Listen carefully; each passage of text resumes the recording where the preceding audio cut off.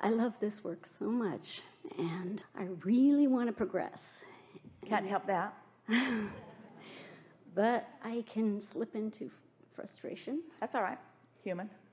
And That's not an insult. That was just a label.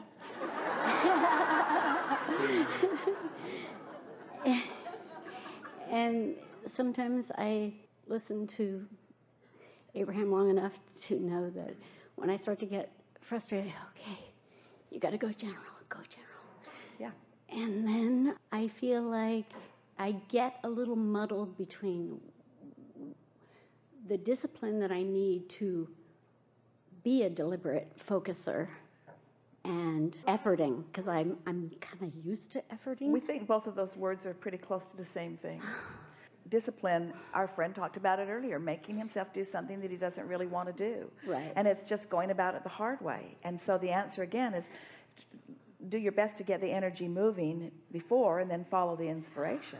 Or pick a subject where the energy is already moving. If you were in a position, we're talking to all of you here, if you were in a position where you could lay out 10 possibilities of things that you might do right now, and some of them are accomplishing things like clean out a drawer, clean out the garage, or do some work about this, or get a massage, or take a walk on the beach, or call someone you really enjoy talking to. Do you really think that any of you would have a difficult time if you were in a place where there were no demands being made, no one was expecting anything of you, you just got to purely choose what felt better to you? Do you think you would have any difficulty deciding which of those things you wanted to do? So we've established the fact that there are times when you can choose what you want to do, and then there are times when you feel like you have to choose what you need to do. Just stuff you need to do. If you have to pick up the kids from school, you can't say, pick up the kids or get a massage. Pick up the kids or get a massage. I think I'll get a massage and let them learn that they create their own reality.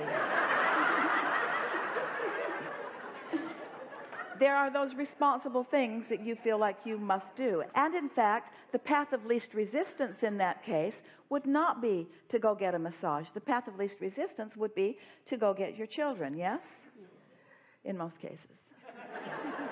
So we really do not encourage doing something that you're not lined up with.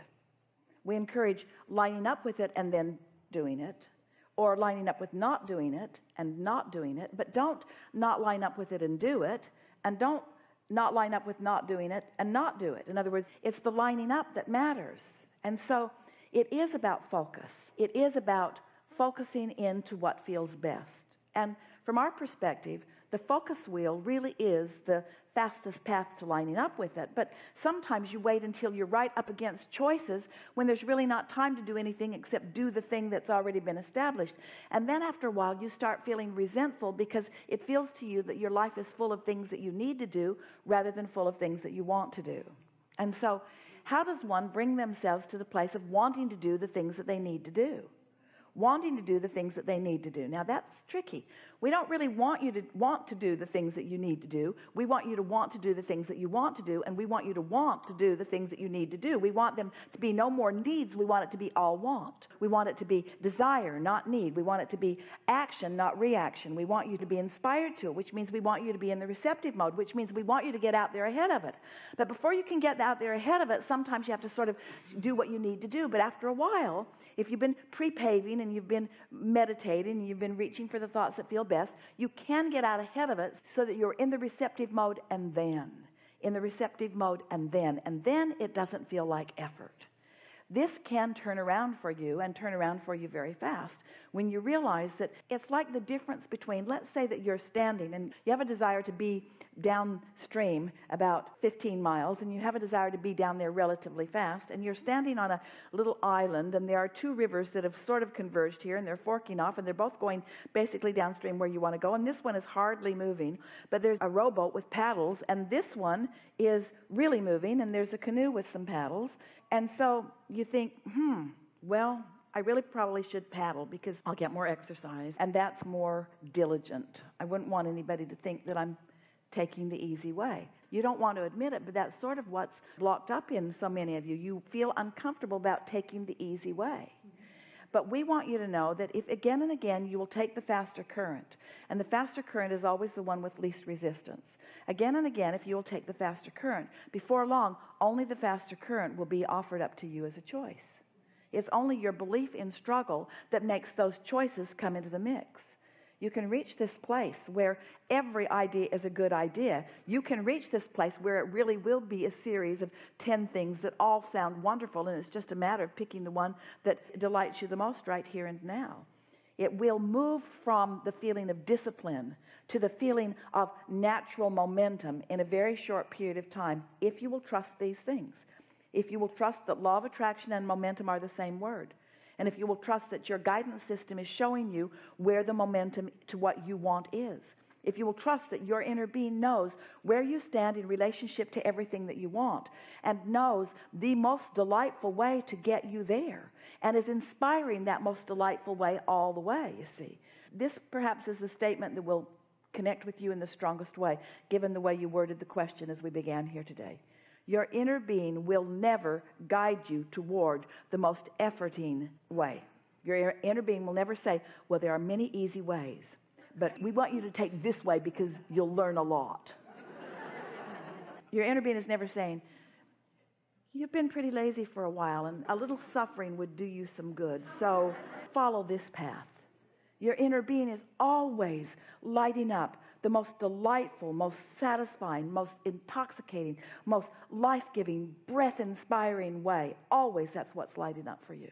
So we think for a little while, we don't usually give assignments, but we're going to give one to you. For a little while, if we were standing in your physical shoes, when we felt inclined to effort our way towards something, we're going to ask you to stop and say, there must be a softer, more satisfying, easier way. There must be a softer, more satisfying way of greater ease. There just must be a way of greater ease. One day, Esther was trying to reconcile some hospital bills, and she knew that everything was paid. She knew that because she'd been there. But the bill was several $100,000. So she sat with her daughter Tracy to reconcile her receipts and her timelines against what the hospital was showing. So they sat there all day comparing. It was a mess. And Tracy kept saying, Mom, just let me call him. And Esther said, no. We have to make sure that we know what we're talking about. We have to make sure that all of our T's are crossed and all of our I's are dotted. We need to make sure that we know exactly what we're talking about, or we'll just start another whole mess off into being. So they sat there for another hour and another hour and another hour and another hour. And they sort of struggled with it and couldn't make sense of it, and made this work and made this work. And Tracy said, Mom, just let me call them. And Esther said, no, we have to be sure of what we're doing before you call. So then it's the next morning. They're doing it again. And Tracy says, Mom, I'm going to call them. Esther's listening. Hello, this is Tracy. Yes, I'm calling on behalf of Esther. Mm-hmm. Could you please tell me what the balance on this account is? 0? Oh, thank you very much.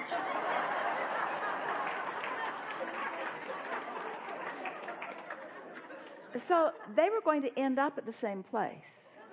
Esther was just going about it in a much harder, much more unnecessary way.